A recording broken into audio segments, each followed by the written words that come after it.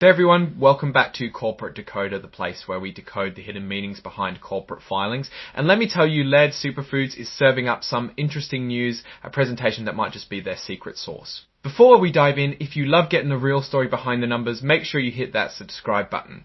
Also, we've got an awesome community on Discord discussing these very filings linked in the description below. So join us there for more insights.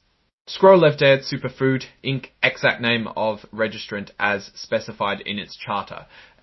Scroll to your right, Laird Superfood, a company known for its functional foods and beverages, has just dropped a presentation about their financial results for the second quarter, which ended back in June.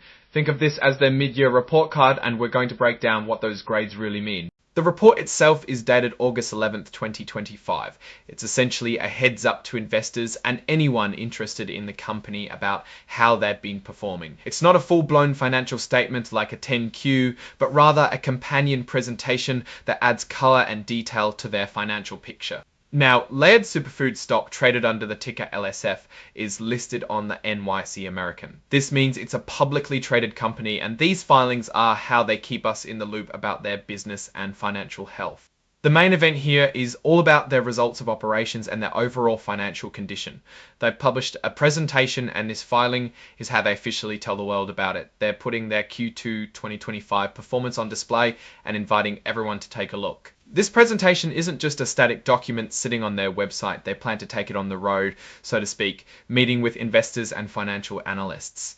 This is crucial because it's their chance to explain the numbers, answer tough questions, and potentially shape how the market views their performance. It's their opportunity to tell their story.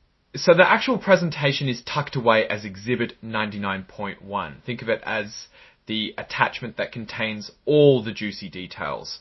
By incorporating it by reference, they're officially saying this presentation is part of our official disclosure. And here's a crucial detail for your understanding when they say the information shall not be deemed filed for purposes of Section 18 of the Exchange Act. It's like saying, hey, this is for informational purposes and to give you context, not to be the sole basis of a legal claim related to that specific section of the law. However, it still needs to be accurate and can be incorporated into future filings if they choose. It's a common way for companies to share preliminary financial updates or presentations without triggering all the same liabilities as a formal filing. This leads us naturally into the exhibit section. This is where they list all the supporting documents for this report. As we mentioned, Exhibit 99.1 is their financial presentation. It was furnished under Item 7-01, which generally covers information the company chooses to disclose that might be of interest to shareholders but doesn't fit neatly into other reporting categories. And then there's Exhibit 104, the cover page interactive data file. This is part of the modern way companies file their reports. It's essentially a digital file, readable by computers, that contains the key information from the cover page of their report in a structured format. This makes it easier for analysts and regulators to process and analyze the data quickly. It's like making the report searchable and sortable. Finally, we have the signature. Anya Hamel, the Chief Financial Officer, has signed off on this report.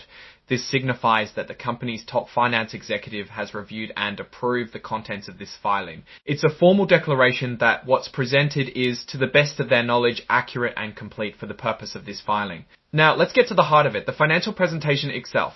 While the 8K here mainly tells us the presentation exists, the real story is in that presentation. Based on typical filings like this, we'd expect to see details on revenue, cost of goods sold, operating expenses, and ultimately profitability. If Laird Superfoods is showing strong revenue growth alongside controlled expenses, that's a good sign of efficient operations. Are they selling more products and making more money from each sale? That's the key question. We'd also look for trends in their gross profit margin, essentially. How much money is left after they pay for the ingredients and production? A rising margin suggests they've found ways to be more efficient or have pricing power. In Z, essentially, how much money is left after they pay for the ingredients and production? A rising margin suggests they've found ways to be more efficient or have pricing power. Conversely, if revenue is flat or declining and costs are climbing, that's a warning sign. This could signal a slowdown in demand for their products, increased competition, or rising operational costs that they can't pass on to consumers. We'd also scrutinize their operating expenses like marketing, research, and administrative costs. Are these expenses growing faster than revenue? If so, it might mean they're investing heavily in growth, which can be good, but it also puts pressure on short-term profits. The real genius of a presentation like this is how it tells the company's story beyond just raw numbers. Does Laird Superfood align its financial performance with its stated strategy? For example, if their strategy is to expand into new markets, are their sales figures from those new markets showing promise? If they're focused on innovation, is their investment in research and development translating into new product launches that are resonating with customers? We'd be looking for connections between their financial results and their actual business activities. Think about a company like this. They're in the health and wellness space, which is competitive but growing. Their success hinges on consumer trends, brand loyalty, and effective marketing. If they're showing strong sales, it suggests they are either capturing new customers or existing customers are buying more. If their profit margins are healthy, it means they are managing their costs well and have a strong product that customers are willing to pay for. Comparing their current numbers to the same period last year is vital. Are they growing? By how much? A 10% increase in revenue in a growing market might be okay, but in a booming market, it could be a sign they're lagging behind competitors.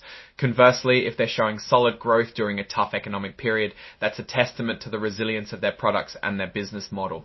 Ultimately, this report is Laird Superfood's way of showing the market that they are executing their plan and delivering value. We'd be looking for signs of sustainable growth, operational efficiency, and a clear path to increasing profitability. Are they effectively managing their resources, innovating their product line, and reaching their target audience?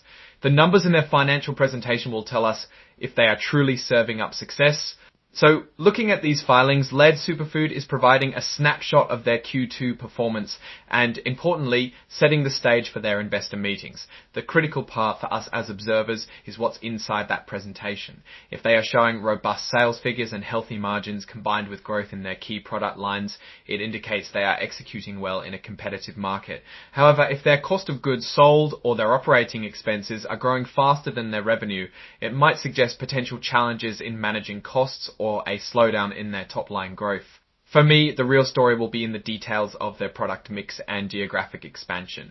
Are their newer offerings gaining traction? Are they successfully penetrating new markets? The numbers will tell if their strategy is translating into tangible financial results. A company like Laird Superfood thrives on consumer perception and product effectiveness. So a strong financial report is a vote of confidence from the market that they are doing things right. The key risk for them often lies in staying ahead of trends and managing the supply chain for their specialized ingredients. So seeing stable or improving cost structures would be a very positive sign. Andrew the veganist that side ingredients. So seeing stable or improving cost structures would be a very positive sign. What's your take on Laird Superfood's financial presentation? Do you think they're cooking up success this quarter, or is there a recipe for concern? Let me know your thoughts in the comments below. If you found this breakdown helpful, please give this video a thumbs up and subscribe for more deep dives into corporate filings. And don't forget to join our Discord community for more insights and discussions. Thanks for watching, and I'll see you in the next video.